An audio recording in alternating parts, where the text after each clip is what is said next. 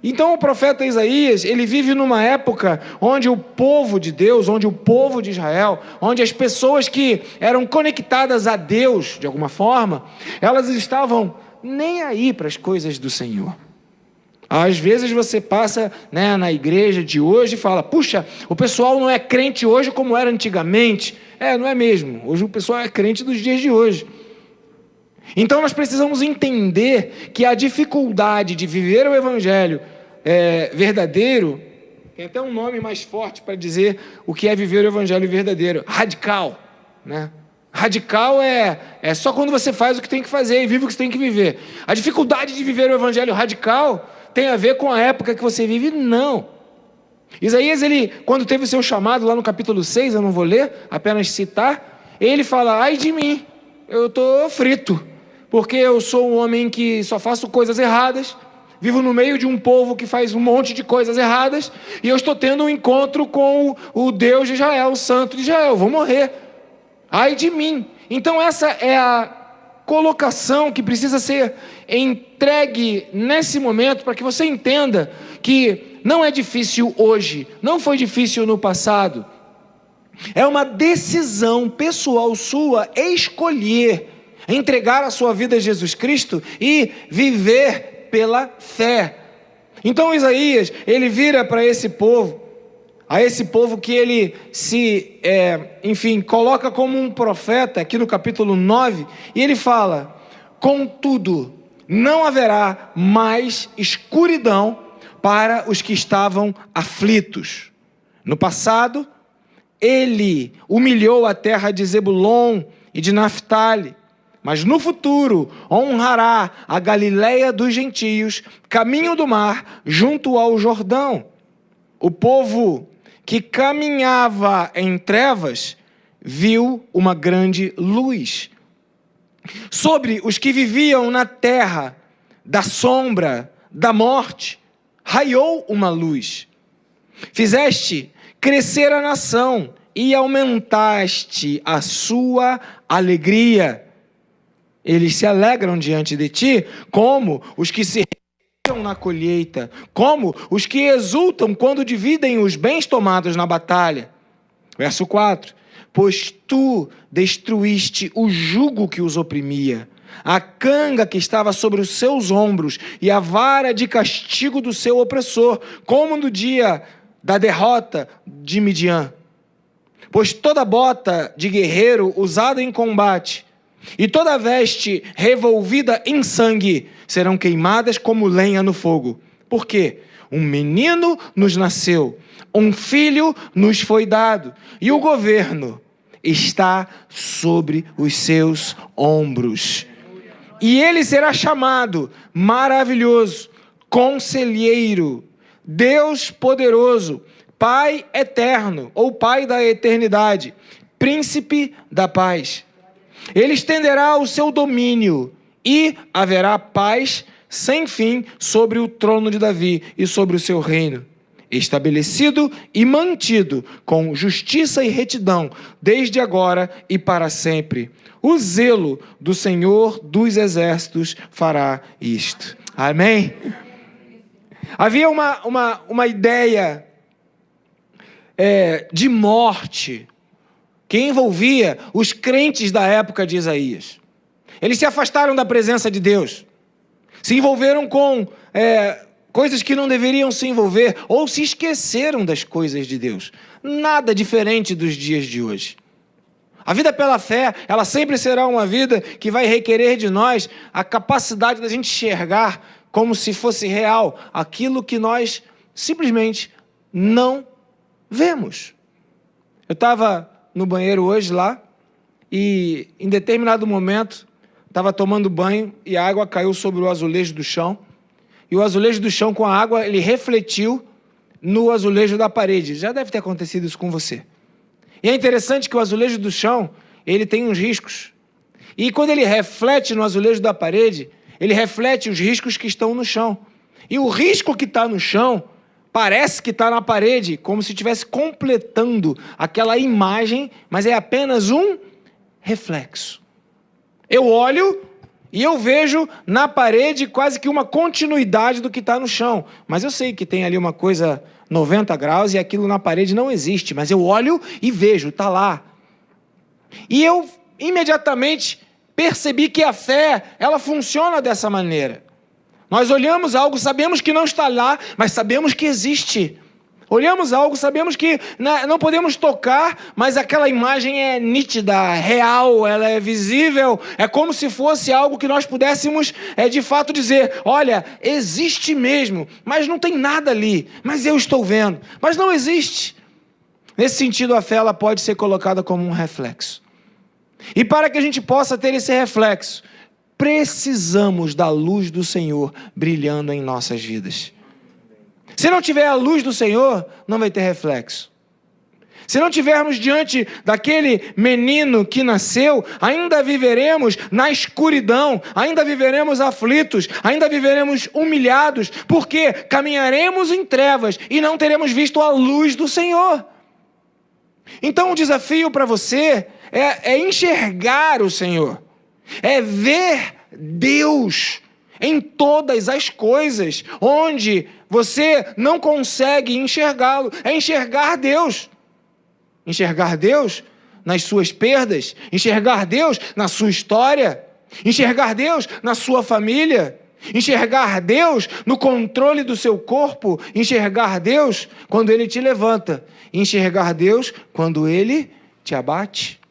Enxergar Deus quando as coisas saem do jeito que você imagina que deveriam sair. E enxergar Deus quando você fica totalmente frustrado e as coisas não são do jeito que você gostaria que fossem. A fé, ela nos faz enxergar esse sol da justiça, ele nos faz enxergar essa grande luz que ilumina nossas vidas, nos faz enxergar de uma maneira diferente. E o que é o Natal? Senão a capacidade de ver aquilo que Deus está querendo me mostrar. O que significa o Natal ou o nascimento de Jesus, senão a capacidade de perceber que Deus, Ele é um Deus presente. E ainda que para mim pareça apenas um reflexo, Deus é um Deus presente e que ainda que eu não possa tocá-lo, Ele é real. Mas como é que eu vou enxergar a luz de Deus? Buscando ao Senhor, clamando ao Senhor por misericórdia. E isso, traduzido em palavras práticas, significa abrir mão. Significa deixar de lado as convicções que desde criança você pratica, pela luz do Senhor. Conversão é mudar de pensamento, mudar de mentalidade, mudar de cabeça, mudar de lógica, mudar de vontade, mudar de desejo. É você querer fazer uma coisa e fazer outra. Não porque você quer, mas porque Deus quer. E aí você vai dizer, Pai, seja feita a tua vontade, assim na terra, como ela é feita no céu. E haverá uma conexão entre o céu e a terra. A luz do Senhor, quando brilha em nossas vidas, ela nos faz enxergar a vida de uma maneira diferente. Senão você vai enxergar a vida de uma forma bem complicada. Eu gosto de ver vídeos que falam sobre observação de pássaros. Aliás, eu sou bem variado nos vídeos que eu assisto na internet. E tem um camarada que ele tem lá a especialidade dele, ele fala sobre os pássaros. E uma das coisas que eu acho impressionante de um determinado pássaro, que eu não vou lembrar o nome, mas é que o olho humano vê de uma forma. E aí tinha lá um pássaro, que ele estava todo em tons de azul.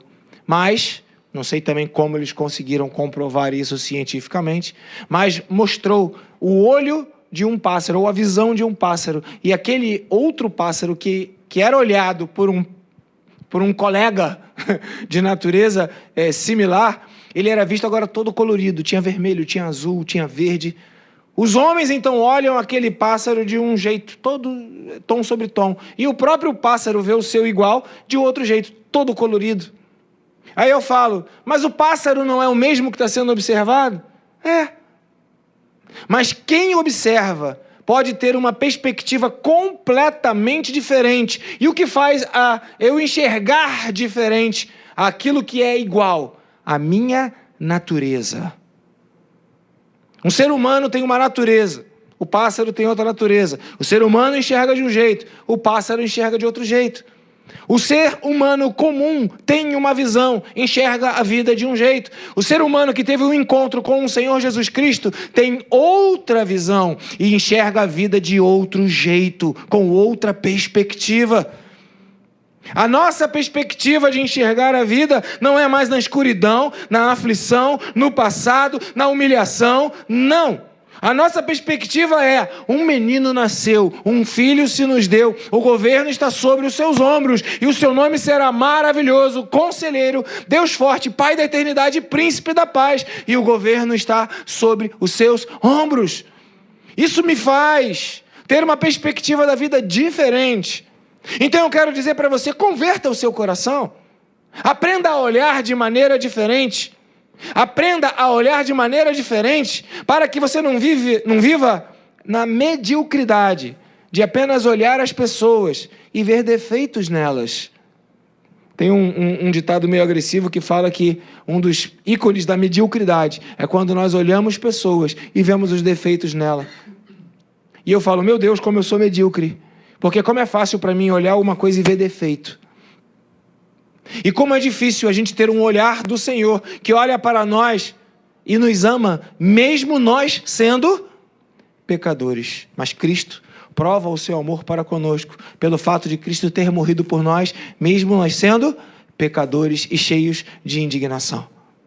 Para que o Natal ele seja real em nossas vidas, mais do que comer as rabanadas, os panetones que você ganhou de presente, e mais do que os bolinhos de bacalhau, ou o lombinho, ou o feijão com arroz, eu não sei como é a tua ceia. Para que o Natal seja verdadeiro, você vai precisar passar a enxergar a vida de uma outra maneira. Jesus nasceu. Deus cumpre as suas promessas. Jesus está vivo. Eu posso não ter a convicção de alguém que toca, de alguém que consegue, de alguma maneira, cientificamente comprovar. Mas eu creio nisso. Você crê nisso, querido? Porque se você crê, a sua perspectiva de vida será outra. Vai ser outra. Porque a fé, ela é nada mais, nada menos do que a convicção daquilo que nós cremos e a garantia e a certeza daquilo que nós não podemos ver. Então, quando eu escolho ver, eu olho de uma outra maneira e a partir de uma visão diferenciada, a minha vida muda. Qual o poder que a dor tem sobre você? Porque a dor, ela vem para tirar a tua alegria, não é isso? Você já sentiu dor? Já sentiu dor dos rins? Dorzinha tensa, né? Estava conversando com o William de manhã e ele estava dizendo que a dor vem, ele tem esse problema e ora para que Deus o cure, e a dor vem e ele consegue enxergar nesse processo de sentir dor uma vontade de Deus para a sua vida. E quando isso acontece, qual é o poder que a dor vai exercer sobre você? Qual o poder que o mal exerce sobre você quando você olha para o mal e fala: todas as coisas cooperam juntamente para o bem daqueles que amam a Deus e daqueles que andam segundo o seu propósito? Acabou o poder do mal sobre a sua vida. Quando nós mudamos de visão, e para isso precisamos do sol da justiça, o povo que caminhava em trevas viu uma grande luz. Nós precisamos olhar a luz de Jesus. Pode parecer uma linguagem simbólica e uma linguagem que você até já conhece, mas isso significa na prática passar a olhar a vida com outros olhos. Passar a olhar as pessoas com outros olhos. Passar a olhar a sua história com outros olhos. Passar a olhar a igreja com outros olhos. Passar a ter uma perspectiva de vida diferente a partir de uma visão que vem do Senhor. O que tinha acontecido aqui quando o profeta Isaías profetizou no capítulo 9, versículo 1? Não haverá mais escuridão. Sabe o que aconteceu aqui nesse tempo? 1, 2, 3 e já. Nada. Nada. Passará a viver, haverá, um menino nascerá e nasceu tantos anos depois dessa palavra profética. Mas a palavra profética se cumpriu.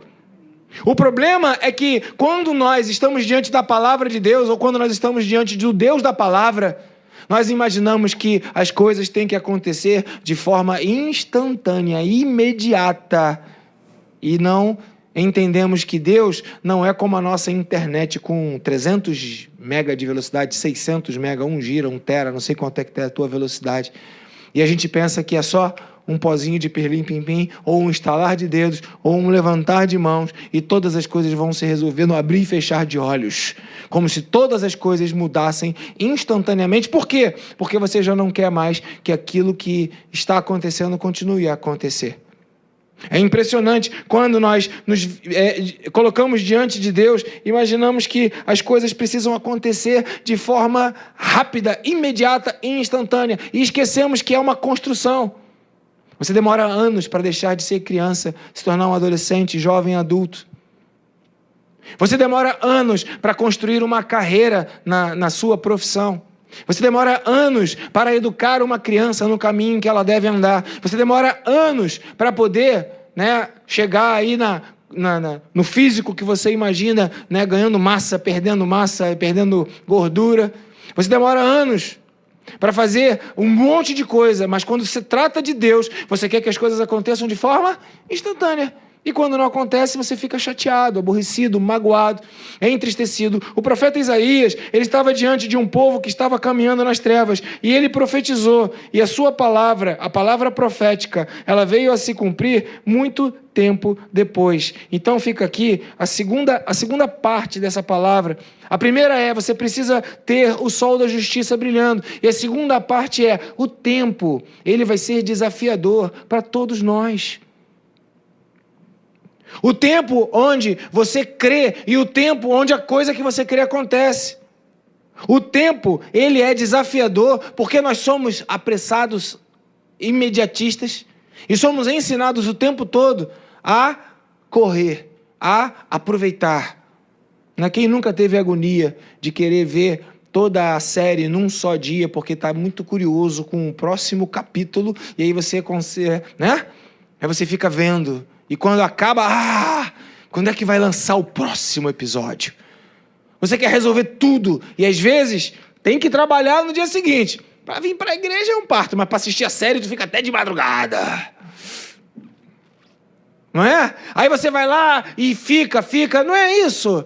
Por quê? Porque nós queremos as soluções, as respostas, queremos matar a nossa curiosidade de forma rápida, queremos as respostas das promessas de Deus acontecendo de maneira instantânea. E às vezes, as trevas que nós estamos caminhando, elas não vão se dissipar de maneira imediata nas nossas vidas. E aí, mais uma vez, você precisará permanecer firme no propósito de se manter nos caminhos do seu Senhor, crendo que o seu Redentor vive e por fim ele se levantará e você verá a glória de Deus na sua vida, em nome de Jesus. É nesse ponto que você precisa entender que o tempo, ele vai lutar contra a sua fé. O tempo, ele vai querer roubar de você pedaços da sua fé que vão ficando pelo meio do caminho, um pequeno desânimo, uma pequena reclamação, uma pequena frustração, algo mal resolvido aqui, ali, alguma coisa que você não entendeu o controle de Deus, a perspectiva da sua vida ainda é uma perspectiva de alguém que quer controlar, de alguém que tem uma personalidade que quer tudo do seu jeito e não consegue que as coisas sejam da maneira como você gostaria que fossem, e isso te decepciona, te entristece, te chateia. E aí, ao longo do tempo, uma decepção após a outra, uma tristeza após a outra, uma desmotivação após a outra. O que acontece? Eu não sei quem fez isso não, mas tem até uma rima antiga que diz: água mole e pedra dura, tanto bate até que fura. Alguém lembra disso? Alguém sabe a autoria desse ditado popular, não? Uma boa pesquisa para você fazer aí no Google. Mas o problema é que uma decepção atrás da outra você fala: como crer em Deus? Como confiar em Deus? Como me manter na presença de Deus? E aí você começa a desacreditar que o sol da justiça vale a pena para a sua perspectiva, para a sua visão. Então vigia no tempo, porque o tempo pode ser o inimigo da sua fé. O tempo pode ser desafiador para que você não creia nas promessas do Senhor. A palavra liberada por Deus, ela sim irá se cumprir. É a palavra prometida por Deus, ela não voltará para Ele vazia, porque Deus é um Deus que fala e cumpre todas as suas promessas. Mas o tempo ele vai ser desafiador para mim e para você, para provar a nossa fé. Quando eu vejo Deuteronômio capítulo 8, ali no início, verso 1, 2, 3, 4, quando o Deus fala, olha, eu te levei para o deserto, e ali te permitir ter sede, passar por aflições, né, para te provar que nem só de pão viverá o homem, mas de toda a palavra que procede da boca de Deus. Eu fico pensando nas trevas que nós estamos enxergando e não vemos nenhuma solução para elas. E a gente quer resolver, como o povo de Israel no deserto. Eles queriam resolver o problema da comida, e eles queriam resolver o problema da água, eles queriam resolver o problema da caminhada, e a gente é assim, vai tentando resolver os nossos problemas. E quando demora, parece que o sol da justiça está brilhando pouco. E aí a gente desanima da nossa fé. Então que receba essa palavra de Deus na sua vida. No Natal, é um tempo de você renovar a sua fé no Senhor. É um tempo de você declarar, eu sei que o meu Senhor é o sol da justiça. Um menino nasceu, um filho se nos deu, e o governo está sobre os seus ombros. Natal é o nascimento. Nascimento, ele traz uma carga de alegria tão intensa. Nascimento, ele traz um prazer imenso. É impossível esquecer a alegria do nascimento, porque faz bem. Quando no Natal você lembrar que Jesus nasceu, saiba que Ele é o cumprimento da promessa de Deus na sua vida. Um menino nasceu para você, Jesus nasceu para você. Não deixe que o tempo desanime ou roube a sua fé. Não deixe que o tempo faça com que você perca a perspectiva da vida eterna no céu, na eternidade, e você se preocupe mais com as coisas da terra.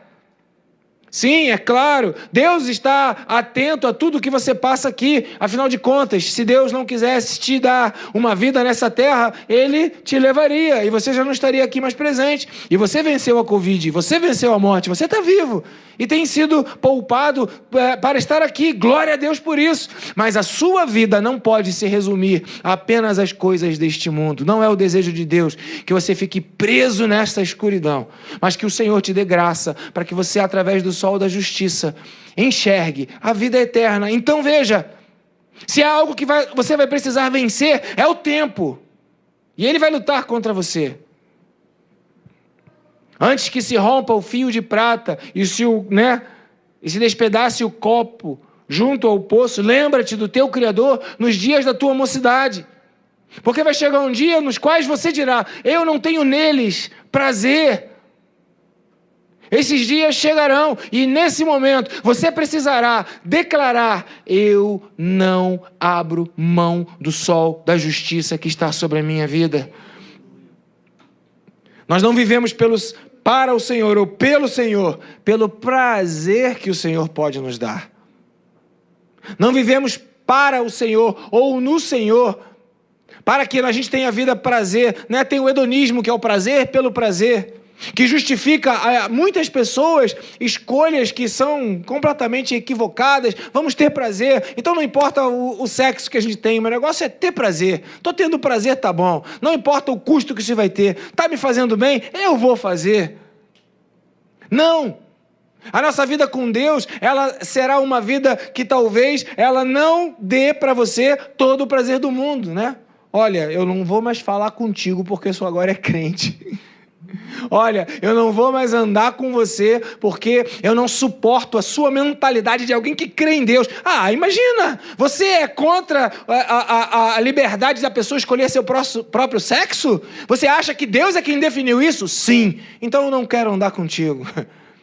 Vai chegar dias em que você vai enfrentar isso.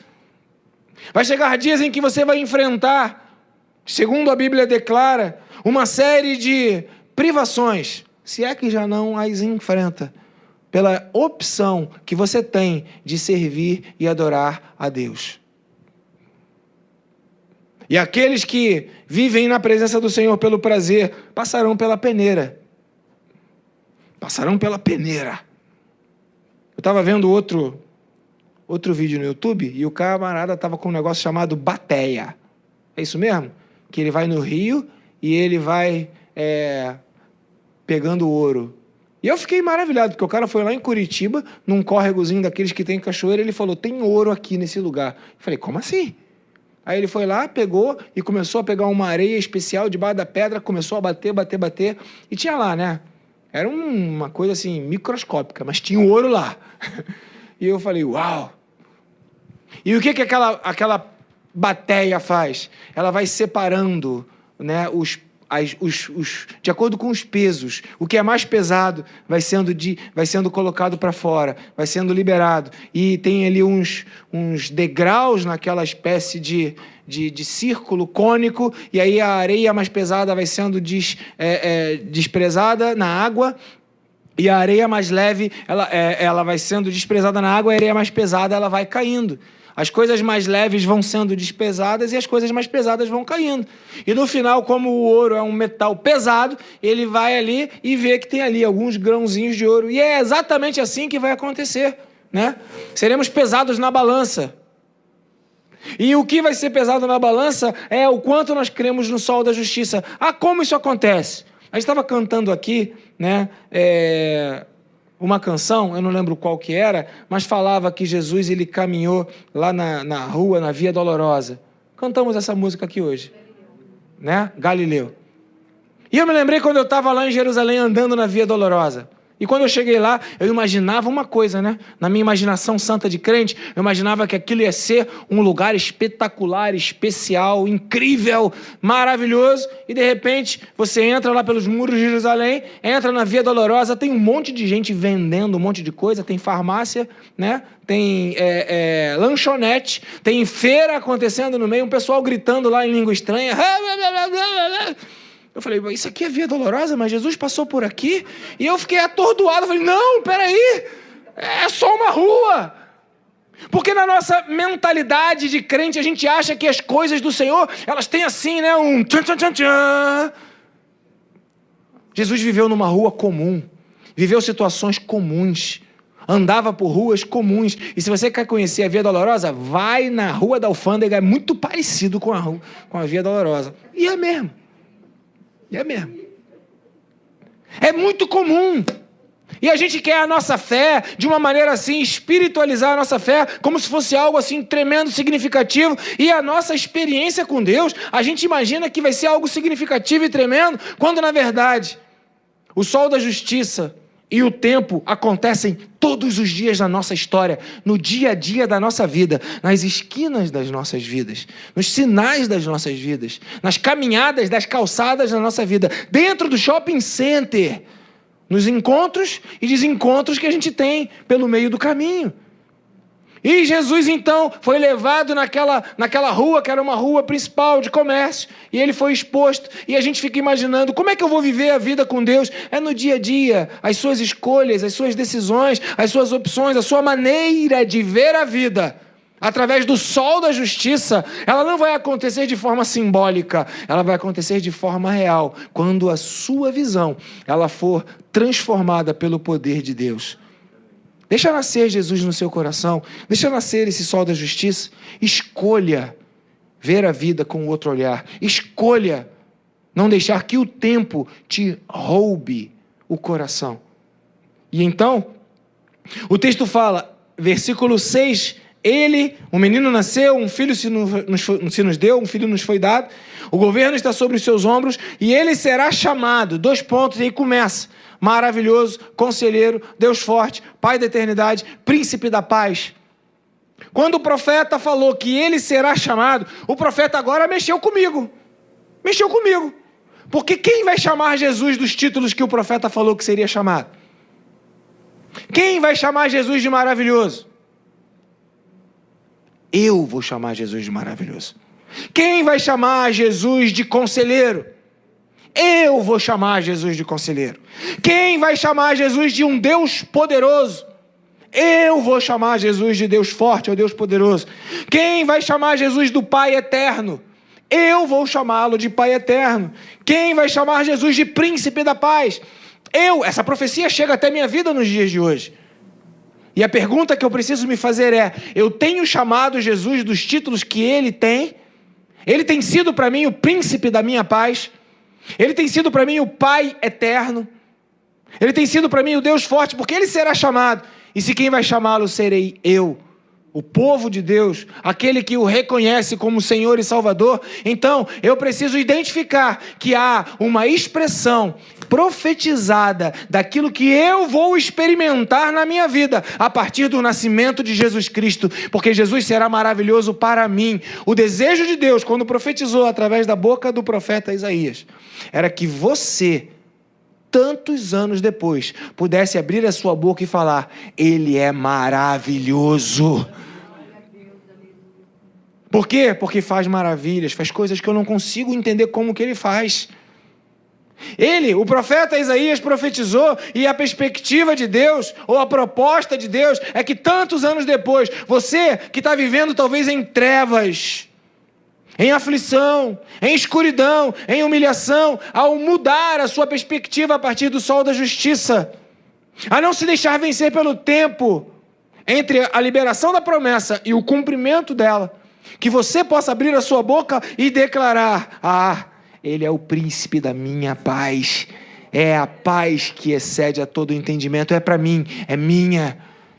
O Natal, ele não é uma teoria para ficar bonitinho, para as crianças se vestirem de vermelho ou verde, para que a gente tenha cores que identificam, para que a gente tenha símbolos. Tem lá a árvore, tem lá alguns enfeites.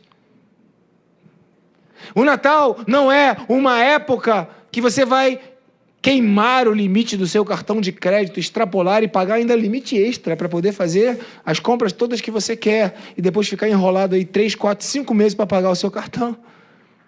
Natal é para que você chame Jesus de maravilhoso. É para que você chame Jesus de conselheiro. Por quê? Porque ele quer fazer maravilhas na sua vida, ele quer aconselhar você. Ele quer ser o príncipe da paz, ele quer trazer a paz que excede a todo entendimento, para que você possa dizer: a profecia é verdadeira, a profecia se cumpre, a profecia é real. Isso acontece na sua vida. Então, nesse Natal, deixa Jesus ser quem disseram, através da boca do profeta, que ele seria na sua vida. Afinal de contas, a palavra de Deus, ela é verdadeira. Tanto tempo depois, esse que foi profetizado nasceu. O Messias nasceu. Um filho nos foi dado. Ele nasceu. Todos os itens profetizados anteriormente, todos, sem exceção, foram cumpridos através da vinda e do nascimento de Jesus Cristo. Ainda falta ele se tornar maravilhoso para você? Ainda falta você dizer para ele: Senhor, Tu és o Deus que faz maravilhas na minha vida. Ainda falta você dizer para o Senhor: Senhor, o Senhor é o meu Deus poderoso. O Senhor é aquele que me dá conselho, porque, ó Deus, na minha incapacidade, eu vou tendo posições, ó Deus, e vou fazendo e falando coisas que, ó Deus, não estão debaixo do Teu conselho. Então você ainda falta dizer para Deus: eu tenho um conselheiro que me orienta, que me ajuda, que me instrui, que me dá aquele conselho que eu nunca tive na minha vida. Esses dias eu conversei com uma pessoa, tem lá os seus 30 anos, e ele virou para mim e falou: pastor, um homem, eu nunca tive um pai que me dissesse como as coisas são, que me desse conselhos e que me orientasse como que deveria ser, como que eu deveria fazer. Jesus é esse conselheiro que substitui, ou que supre, melhor falando, não substitui, mas supre aquele conselho que você deixou de receber no seu passado. Você pode dizer para o Senhor: o Senhor é o meu conselheiro, porque às vezes a gente vem diante do Senhor com tanta fragilidade, com tanta carência, com tantos limites, mas Ele será chamado maravilhoso por você, conselheiro por você. Deus poderoso, e o poder de Deus é aquele Deus que pode fazer todas as coisas. Ele será chamado um Deus que pode fazer todas as coisas por mim e por você. Ele será chamado Pai eterno, porque Ele é um Pai, Pai da eternidade. Você é um filho da eternidade.